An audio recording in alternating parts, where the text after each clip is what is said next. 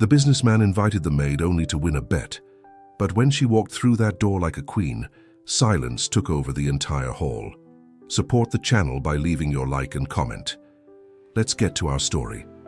That Thursday night, in the private office of the Silver Mansion, 4 businessmen played poker while drinking imported whiskey. Bruno, the most arrogant of the group, threw his cards on the table and released a venomous provocation while looking at Leonardo Silva. "She cleans your house impeccably, but I bet you would never invite her to sit at the same table as you."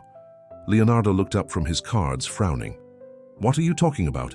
Bruno smiled with disdain, signaling to Marcelo and Tiago, who laughed quietly. "The maid, that curly-haired one who was arranging the library when we arrived. I saw you looking when she passed by." Leonardo shuffled the cards harder than necessary. "I don't know what you're talking about. She's just an efficient employee?" Marcelo leaned forward, amused. "Efficient? Is that what you call it now? The woman is stunning, and you know it." The 3 laughed loudly, and Leonardo felt his face get hot. It was true that he had noticed Beatrice more times than he should. In the 4 years she had worked there, she had always been discreet, professional, almost invisible, but there was something about her that caught attention, the way she organized books by color, how she cared for the plants with affection, how she sometimes stopped to observe the paintings on the wall. Tiago, the quietest of the group, placed chips in the center of the table. 100,000 reais. I bet you don't have the courage to invite her to your gala dinner next week. Leonardo looked at his 3 friends, trying to understand if it was a joke. "This is ridiculous." "Why?" Bruno crossed his arms. "You always talk about meritocracy, about how everyone deserves opportunities. Prove it. Invite her." "She has a name," Leonardo responded with irritation. "Beatrice." "Ooh, he knows her name," Marcelo teased. "How cute." Leonardo pushed his chair back, already tired of the conversation. "You're drunk." 200,000. Tiago raised the amount, staring at Leonardo. 200,000 that you not only invite her, but that she'll refuse. Because deep down she knows where her place is. A maid doesn't become a gala guest overnight. It was that phrase that made Leonardo clench his fists. That arrogance, that certainty that people were born in boxes and should stay there forever. It was exactly the kind of thinking he claimed to despise in company speeches, although he rarely confronted it in real life. 300,000, Leonardo shot back, surprising even himself. 300,000 that I not only invite her, but that she accepts, attends, and you 3 won't be able to point out a single difference between her and the society ladies at the party. Heavy silence fell over the room. Bruno opened a dangerous smile. "Are you serious?" "Completely." "Then it's done." Bruno extended his hand. "But when she shows up out of place, I want my money on Monday." Leonardo shook his hand firmly, sealing the deal. But while his friends laughed and returned to the game, a pang of guilt began to grow in his chest. "Are you all right, sir?" Beatriz Almeida stopped in the hallway when she saw Leonardo sitting alone in the dining room at 6:30 in the morning. Normally, he would still be sleeping at this hour. She was holding a bucket with cleaning products, wearing the simple navy blue uniform that all female employees wore. "I am." Leonardo placed the coffee cup on the table, as if he had been caught red-handed. "Actually, Beatriz, I need to talk to you." She felt her stomach tighten. In 4 years, that phrase had never meant anything good. "Of course, Mr. Silva. Is there a problem with my work?" No. He stood up, running his hand through his hair in a nervous gesture. "Actually, I wanted to extend an invitation." Beatrice remained motionless, suspicious. "An invitation?" "Yes." Leonardo cleared his throat, visibly uncomfortable. "Next Wednesday, I'm having a gala dinner at the company to celebrate the 20 years of Silva investments. I would like you to attend as my guest." The silence that followed was heavy. Beatrice blinked several times as if she needed to process what she had just heard. "Excuse me, sir, but I don't think I understood correctly." "It's exactly what it seems." Leonardo tried to smile, but it came out awkward. "A formal dinner, business people, investors, and I would like you to be present." Beatrice slowly placed the bucket on the floor, her instinct screaming that something was wrong. "Mr. Silva, with all due respect, In 4 years, you have barely looked in my direction. We've never talked beyond good morning and good afternoon. Why suddenly would you be inviting me to such an important event? The question caught him off guard. Leonardo opened his mouth, closed it, tried again. Because I realized that you are part of this house as much as anyone else, and I thought it would be a good opportunity to acknowledge that. The explanation sounded false, even to him. Beatrice crossed her arms, not disrespectfully, but definitely suspicious.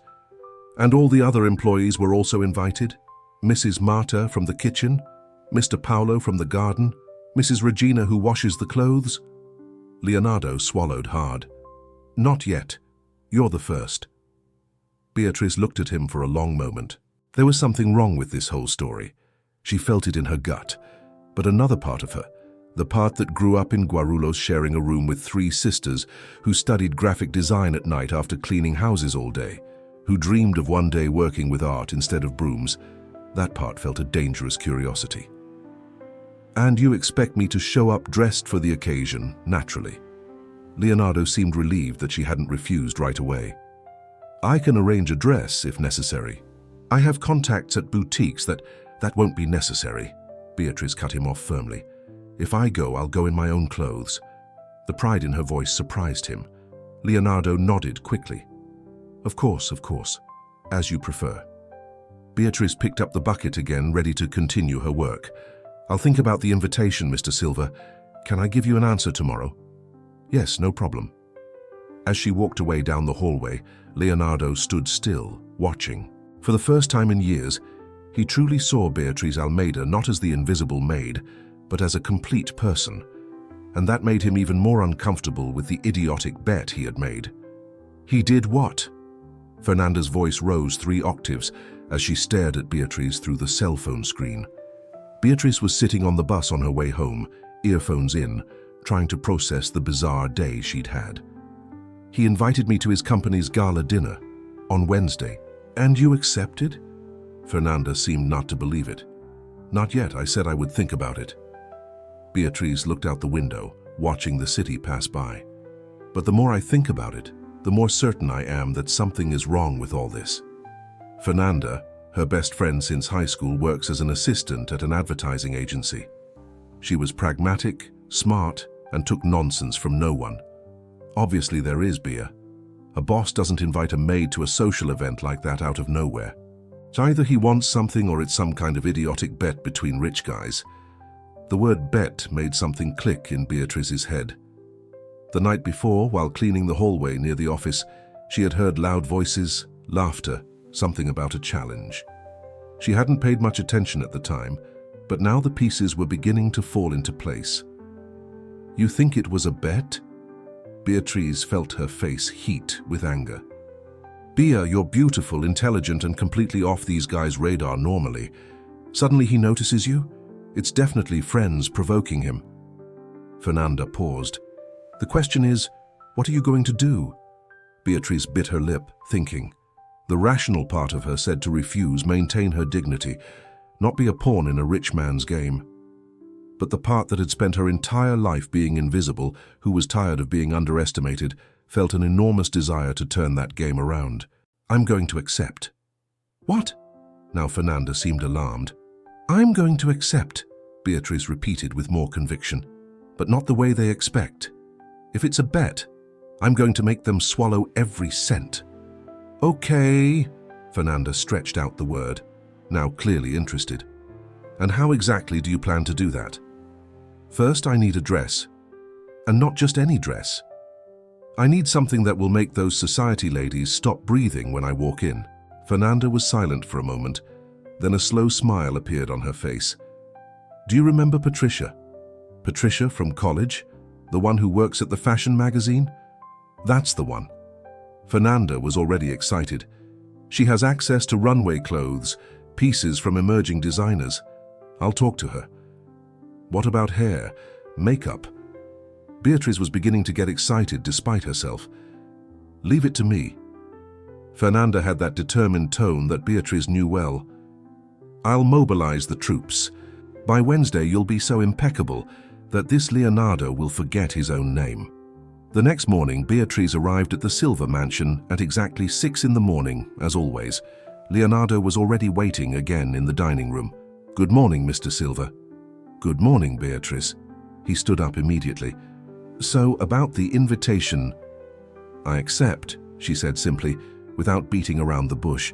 His face lit up with surprise and what seemed like genuine relief. "Really, that's great, excellent. But I have some conditions." His smile faltered a bit. "Conditions?" Beatrice placed her bag on a chair, looking directly into his eyes. "First, I'm going to wear my own dress, as I already mentioned. Second, I want everyone to know exactly who I am. I don't want to pretend to be someone else.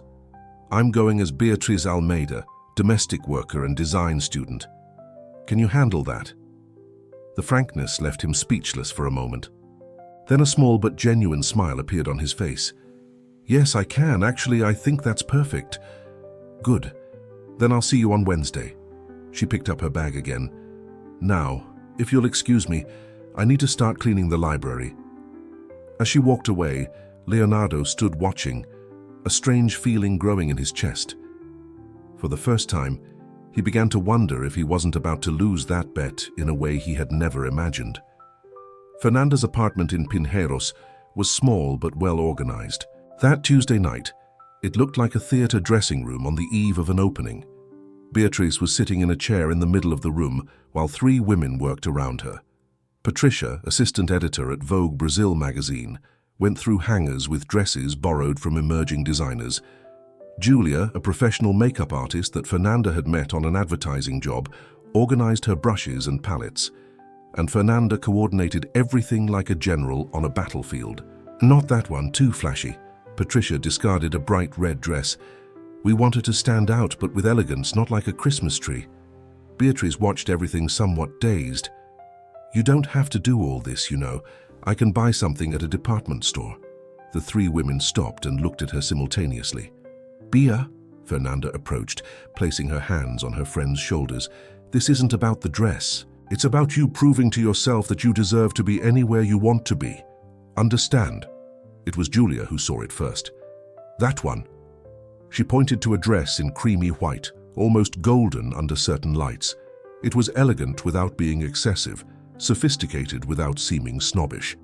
Patricia took it off the hanger with reverent care. "It's from a new designer, Clara Mendes. She hasn't made her big launch yet, but this work is impeccable."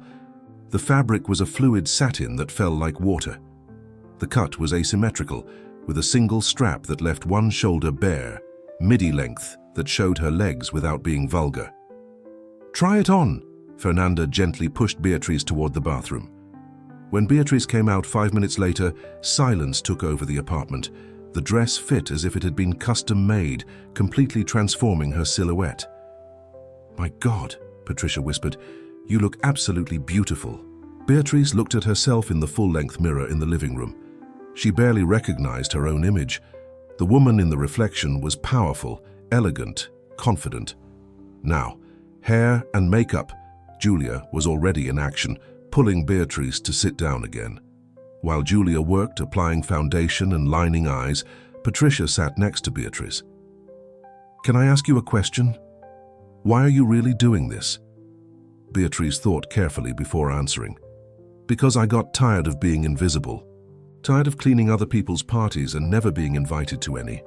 Tired of people looking at me as if I were part of the furniture." "What if it's not what you expect?" Patricia asked gently. "What if it's uncomfortable or humiliating?" "Then at least I'll know," Beatrice responded firmly. "At least I will have tried, and they'll know that I exist." Fernanda, who was listening from the kitchen while making coffee, felt her eyes well up. Her friend had spent years being belittled, underestimated. It was time to change that. At 11 at night, the transformation was complete. Beatrice looked in the mirror one last time. Her hair was loose in soft waves. The makeup enhanced her brown eyes without being excessive. The dress made her look like a model. "Remember," Julia gave final instructions, "keep your posture straight, shoulders back. You're not invading their space. You're allowing them to share yours." "What if someone asks where the dress came from?" Beatrice was nervous now that the moment was approaching. Tell the truth, Patricia responded. That friends helped you. There's no shame in that. The most powerful women in the world have entire teams to help them dress. You only have us three, but we're enough. Beatrice hugged each of them, thanking them not just for the practical help, but for the emotional support that came with it. Tomorrow night, Fernanda smiled. You're going to walk into that hall and show them that Beatriz Almeida isn't just the maid. She's a force of nature. The Silver Investments Auditorium was transformed. Crystal chandeliers, tables decorated with expensive floral arrangements, a small stage for presentations. Executives in impeccable tuxedos conversed with women in designer dresses, all holding champagne glasses. Leonardo was near the entrance, greeting guests, but his eyes kept returning to the door. It was 8:30. Beatrice had confirmed she would come, but what if she changed her mind? What if his friends were right, and she knew she didn't belong there? Bruno approached with a satisfied smile. It's already 8:40, Leo. I think I can start planning how to spend my 300,000. She'll come, Leonardo responded with more confidence than he felt. So of course she will. Marcelo joined them, a glass in hand. She'll show up in some popular store dress, all out of place, and you'll lose the easiest bet of your life. It was then that the murmuring began. Conversations stopping mid-sentence, heads turning, a gradual silence taking over the hall. Leonardo followed the gazes to the entrance, and there was Beatrice. She entered with quiet confidence, not rushed, not hesitant. The white gold dress captured the light from the chandeliers, making her shine.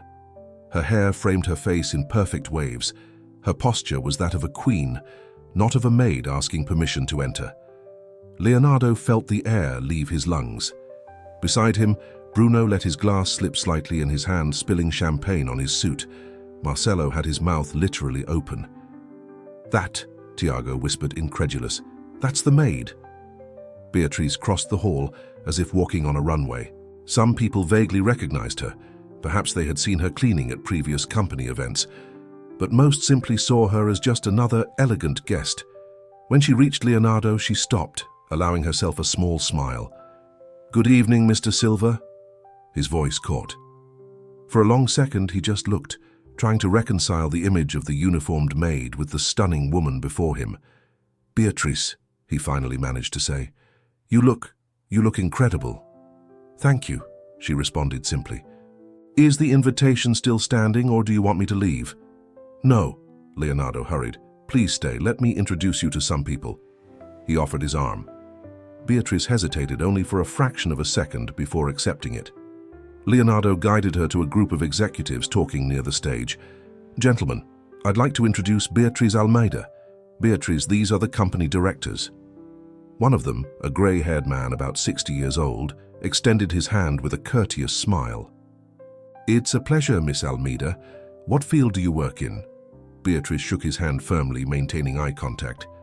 Currently, I'm a domestic worker at Mr. Silva's house, but I'm in my final year of graphic design at Mackenzie University. The silence that followed was heavy. The executive blinked, not knowing how to respond. The others exchanged uncomfortable glances. It was Leonardo who broke the moment. Beatrice has exceptional talent for design. I've seen some of her work. This wasn't a lie. Once, months ago, he had seen a sketchbook forgotten in the kitchen, drawings of logos, posters, complex and surprisingly professional designs. How interesting, one of the women in the group said, her tone clearly revealing she found it anything but interesting. And how did you meet Leonardo? I've been cleaning his house for 4 years, Beatrice responded without hesitation. Every Tuesday and Thursday from 6 in the morning to noon. The brutal honesty left everyone speechless. No one knew whether to laugh, be embarrassed, or simply walk away. But Leonardo felt something strange arising within him. Respect. Beatrice wasn't pretending to be someone else. She was there, as she was, challenging everyone to deal with it. If you'll excuse me, I need to greet other guests. The woman who had asked walked away quickly, dragging her husband with her. Beatrice watched the group disperse with a small smile in the corner of her lips. I think I was too honest, she commented to Leonardo when they were alone. No. Leonardo shook his head, still processing everything. You were perfect. After an hour circulating through the hall, receiving curious looks, some admiring, others judgmental. Leonardo guided Beatrice to a private terrace overlooking the city. "Need a breather?" he asked gently. To be honest, yes. Beatrice leaned against the parapet, looking at the lights of São Paulo. "It's exhausting being examined all the time." Leonardo stood beside her, maintaining a respectful distance. "I'm sorry if this is being uncomfortable." "It's not uncomfortable," she corrected him. "It's revealing." "What do you mean?" Beatrice turned to face him. "It reveals how people really think. When they think I'm just another guest, I'm treated with respect. When they find out I'm a maid, suddenly people remember they have to be somewhere else." Leonardo felt the weight of guilt grow. "Beatrice, I need to tell you something." She looked at him, waiting. The invitation wasn't entirely spontaneous. It was a bet. Beatrice didn't seem surprised. "I figured." "You figured?" "I'm not an idiot, Mr. Silva." She crossed her arms. "In 4 years, you barely looked at me. Suddenly you invite me to the most important event of the year? Obviously, there was something behind it." Leonardo ran his hand through his hair, visibly uncomfortable. "My friends bet 300,000 reais that you wouldn't accept the invitation, or that if you did, you'd be out of place."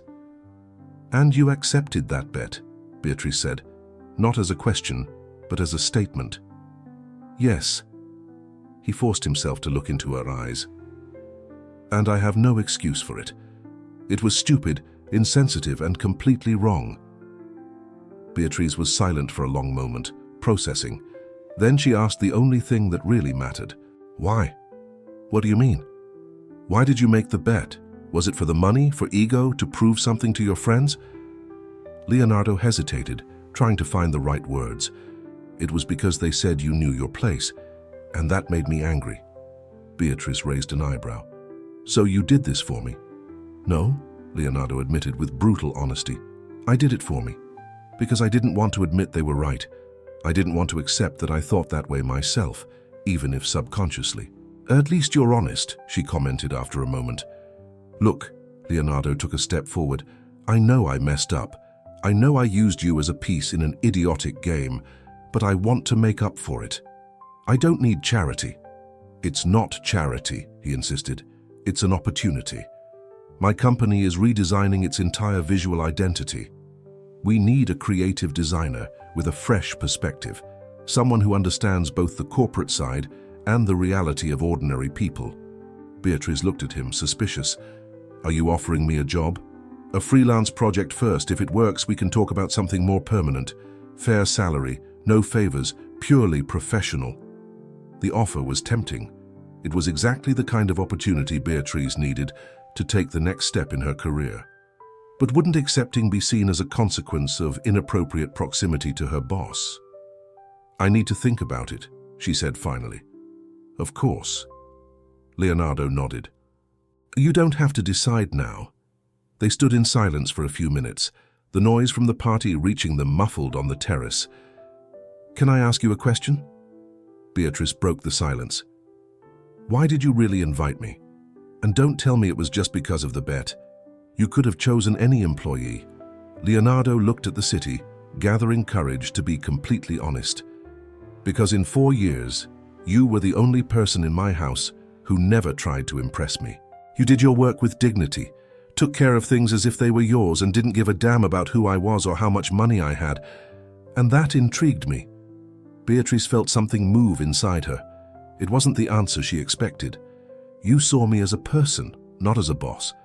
And I realized it had been years since anyone saw me as just Leonardo." The vulnerability in his voice was impossible to fake. Beatrice felt her anger diminish, replaced by something more complicated. "So," he continued, turning to face her, "maybe I made that stupid bet not to win money, but to have an excuse to finally get to know you for real." 6 months passed like a blur. Beatrice was sitting in her new office, no longer the Silva mansion, but a small but cozy studio in Vila Madalena that she shared with 2 other freelance designers. The visual identity of Silva Investments had been a success: modern, accessible, without losing sophistication. After that project, other clients started to appear. Small businesses, startups, even an NGO that worked with underprivileged communities.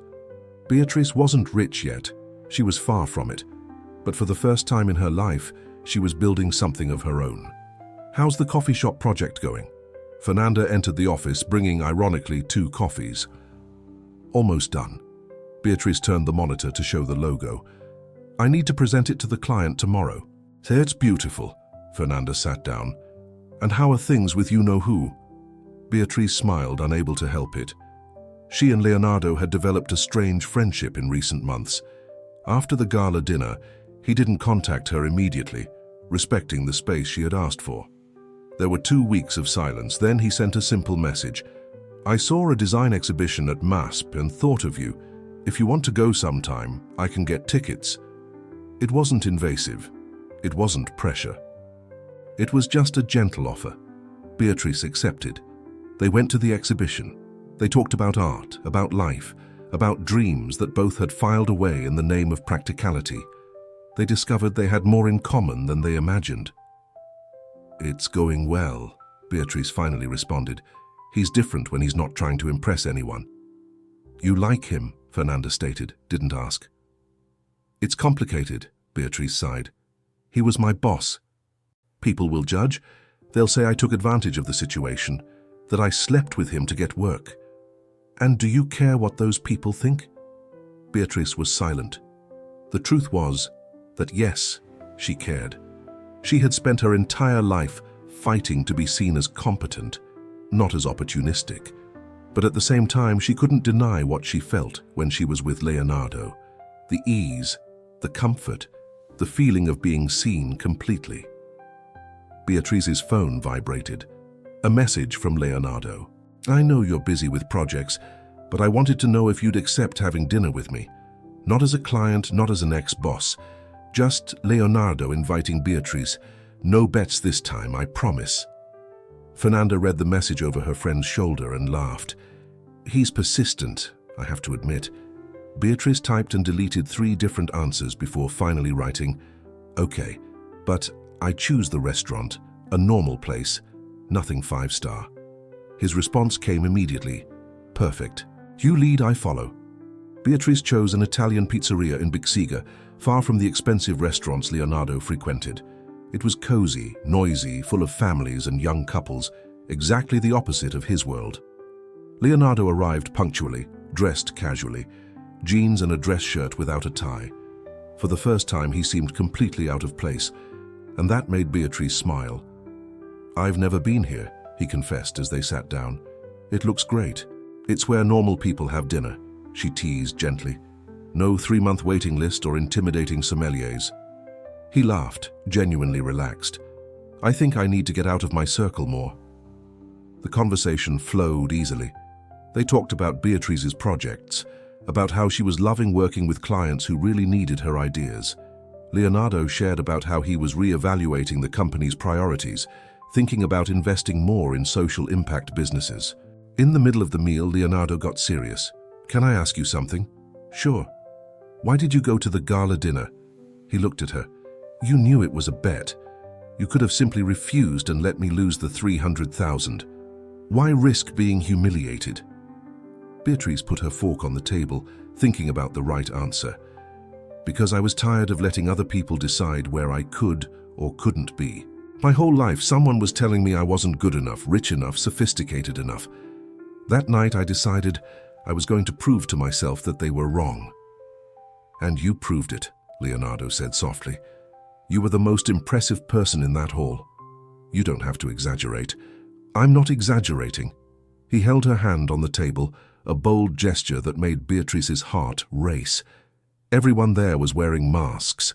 You were the only one who showed up as you really were, and that's what made you shine. Beatrice felt her face heat up. Leonardo was still holding her hand, his thumb tracing gentle circles on her skin. "I messed everything up that night," he continued. "I made you part of a stupid game. But since then, I can't stop thinking about how I could have done it differently, how I could have simply invited you because I wanted to get to know you better, not because I bet on it." "And now?" Beatrice asked, her voice coming out lower than she intended. Now I'm inviting you again, but this time it's real. There's no bet, no hidden agenda. It's just a guy who spent the last 6 months realizing that you're the most interesting person he's ever met." Beatrice's heart was pounding. Part of her wanted to run, protect herself from vulnerability, but another part, the brave part that made her walk into that hall months ago, wanted to dive in head first. "People will talk," she warned. "They'll say I got everything by being with you." "Let them talk," Leonardo responded with conviction. "Those who know you know the truth, and those who don't matter." Beatrice looked at the man before her. He wasn't perfect. He had been arrogant, had made wrong choices. But he had also shown the ability to grow, to recognize mistakes, to change. And more importantly, he saw her, really saw her, not the maid, not the rising designer. He saw Beatrice, the complete woman, with all her layers. "I need you to understand something," she said firmly. "I'm not going to be the girlfriend who needs rescuing. I'm not going to depend on your money or your connections. I build my career on my own." "I know," Leonardo nodded. "And that's exactly why I'm here. What if it doesn't work? What if we're too different?" "Then at least we tried," he echoed the words she had said months ago. "At least we'll know." Beatrice took a deep breath, making the decision that would change everything. "Okay, let's try." The smile that spread across Leonardo's face was luminous, genuine, free of any pretense. He squeezed her hand more firmly, sealing that moment. 2 years passed like a waking dream. Beatrice's studio now occupied a larger space in Pinheiros, with 5 employees and a client list that included everyone from small entrepreneurs to medium-sized companies. Exam Business magazine had done a feature on her. From domestic worker to sought-after designer, Beatriz Almeida's story of overcoming. The article mentioned Leonardo briefly, but made it clear that the success was her merit. That Friday morning, Beatriz was reviewing the latest project when Fernanda rushed in. "Did you see?" she practically shouted, waving her phone. "See what?" "Leonardo's post." Beatriz took the phone and opened Instagram. Leonardo had posted a photo of the two of them at a restaurant, embracing, smiling. The caption said, "2 years with the woman who taught me that value isn't measured in money. Beatrice, you changed my life. Here's to many more." Beatrice felt her eyes well up. Leonardo had never been one to post about personal life. This public gesture, this open declaration, meant more than any private words. That afternoon, Beatrice had a meeting with a new client at a cafe in Itaim. When she arrived, she almost dropped her bag when she saw who was sitting at a nearby table. Bruno, Marcelo and Tiago, Leonardo's friends from that night of the bet. They also recognized her, discomfort visible on their faces. For a moment, Beatrice considered ignoring them and continuing to her meeting. But then, impulsively, she decided to confront the past head-on. "Hello," she approached the table. "Remember me?" The 3 exchanged nervous looks. Bruno was the first to speak. "Beatrice, of course. How are you?" "Very well, thank you." She kept her tone polite but firm. "Actually, better than 2 years ago, when you bet I'd be an embarrassment to Leonardo." Uncomfortable silence fell over the table. Marcelo had the decency to look ashamed. "Look," Bruno tried to justify himself, "that was stupid. We shouldn't have done it." "No, you shouldn't have," Beatrice agreed. "But it ended up being the best thing that could have happened. Because it made me realize I didn't need your approval or anyone else's. I only needed my own." Tiago finally spoke. "We saw your work. It's impressive." "Thank you. And now, if you'll excuse me, I have a meeting with a client. Unlike you, I actually work for a living." She walked away with her head held high, feeling a deep satisfaction. It wasn't anger. It wasn't revenge. It was simply the recognition of how much she had grown. That night, Leonardo picked her up at the studio. They had agreed to have dinner at home, a spacious apartment they had bought together 6 months ago, splitting the costs equally because Beatrice had insisted. "You're quiet," Beatrice commented as they prepared food together. "Did something happen?" Leonardo stopped chopping vegetables, put the knife on the cutting board, and turned to her. "Actually, yes. I have a proposal for you."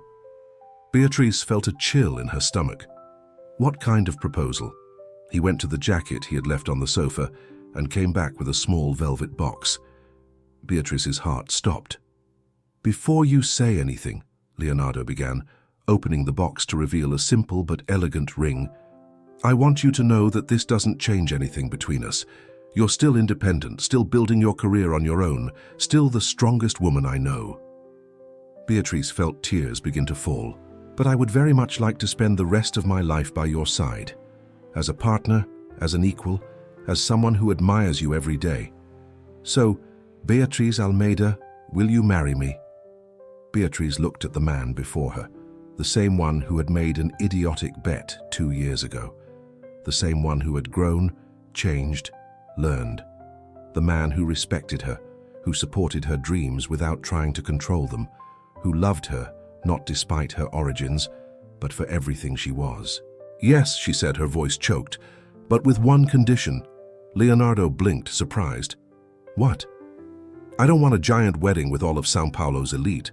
I want something small, intimate, with the people who really matter. Can I?" Leonardo laughed, relieved and happy. "You can do it however you want. You always could." He slid the ring onto her finger, a perfect fit. Then he kissed her, there in their apartment kitchen, surrounded by half-chopped vegetables and pots on the stove. When they separated, Beatrice smiled through her tears. Who would have thought that a stupid bet would lead to this? "The best bet I ever made," Leonardo murmured against her lips. "And this time, we all won." The wedding took place at a simple farm in Ibiúna, surrounded by nature. There were no more than 50 guests. Fernanda was the maid of honor, naturally. Patricia and Julia were there, the women who helped with the first transformation. Beatrice's mother and sisters, who didn't believe it when she told them she was going to marry her ex-boss. On Leonardo's side, his mother, Cristina, who since the first meeting had adored Beatrice, was radiant. And surprisingly, even Bruno, Marcelo and Tiago were invited. Leonardo had insisted that they come and formally apologize, and they came, humble, different from the arrogant men of 2 years ago. Beatrice wore a dress she had designed herself, simple white, elegant with lace details that her mother had sewn. It wasn't designer, it didn't cost a fortune, but it was perfect. When she walked down toward the small altar set up under a centennial tree, Leonardo felt his eyes well up. There was the woman who had completely changed his worldview, who had taught him about humility, respect, and true love. The ceremony was simple, without pomp. When it was time for vows, Beatrice went first. "Leonardo, 2 years ago I walked into a hall determined to prove my worth. But what I discovered was that I already had worth. I always did. You didn't give me that, but you helped me see it. You taught me that real partnership is about growing together, not about one saving the other. I promise to continue growing by your side as an equal, as a partner, as a best friend. Forever." Her voice failed at the end, emotional. Leonardo squeezed her hands. "Beatrice, I was a man who measured everything by monetary value. You taught me that the most valuable things in life are priceless. Your hard work, your dignity, your courage to be authentic in a world that insisted you be invisible. I promise to support you, respect you, and love you not as the man who invited you on a bet, but as the man who had the absurd luck that you said yes, forever." There wasn't a dry eye among the guests. The party was at the same farm. Live music, home-cooked food, spontaneous dances. No rigid protocol or formalities. At one point, Bruno approached Beatrice, visibly nervous. "Can I talk to you for a minute?" Beatrice nodded, curious. "I just wanted to say I'm sorry, really, for what we did, for the bet, for doubting you." He seemed genuinely remorseful.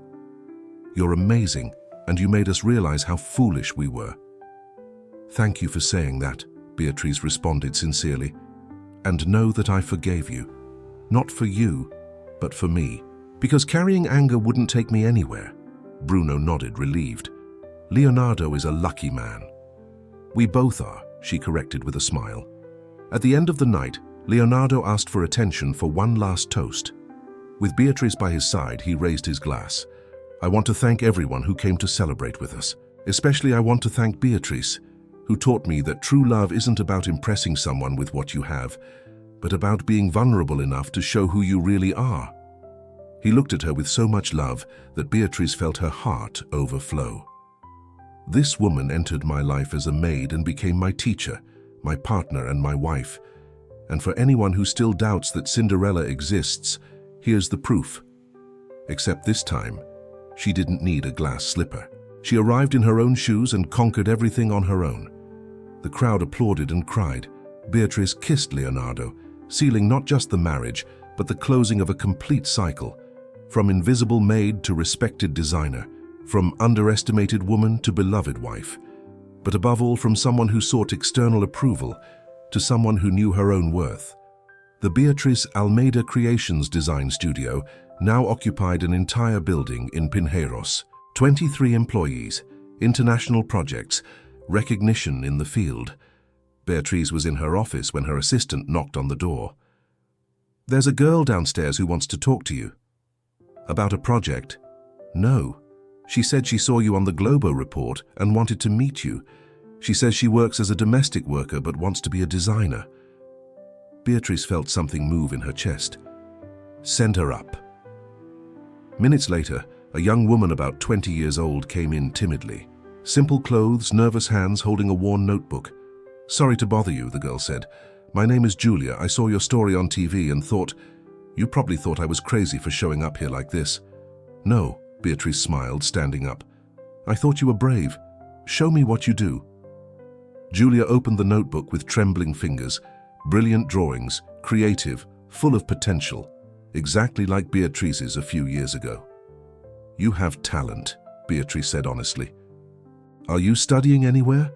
"I take online courses when I have money left over," Julia confessed, "but it's hard to balance with work." Beatrice thought about her own journey, about all the people who helped her, Fernanda, Patricia, Julia, even Leonardo, with his respectful support. "What if I offer you an internship scholarship?" Beatrice proposed. "Flexible hours. You work here learning the trade and have time to study. It's not a favor, it's an investment in real talent." Julia's eyes filled with tears. "You would do that?" "I would," Beatrice confirmed, "because someone did it for me, and now it's my turn to open doors." That night, Beatrice arrived home and found Leonardo in the kitchen preparing dinner. 5 years of marriage, and he still made her smile when she walked through the door. "How was your day?" he asked, kissing her. "Interesting. I hired a new intern today. She reminds me a lot of myself a few years ago." Leonardo smiled, understanding immediately. "You're going to change her life, aren't you?" "I'm going to try," Beatrice responded, "the way they changed mine." She approached the window, looking at the illuminated city. Sometimes she still found herself thinking about that night 2 years ago, when she entered a hall full of fear and determination. "Don't you regret it?" Leonardo asked, hugging her from behind. "Having accepted that ridiculous invitation?" Beatrice turned in his arms, smiling. "Not at all, because it made me realize I deserve to be anywhere I choose, and that lesson is worth more than 300,000 reais." "Much more," Leonardo agreed, kissing her forehead. And so, in the simplicity of that apartment, far from gala halls and idiotic bets, 2 worlds that should never have met proved that true love knows no social class, respects no hierarchies, and asks no permission to flourish. It just happens. When 2 people truly see each other,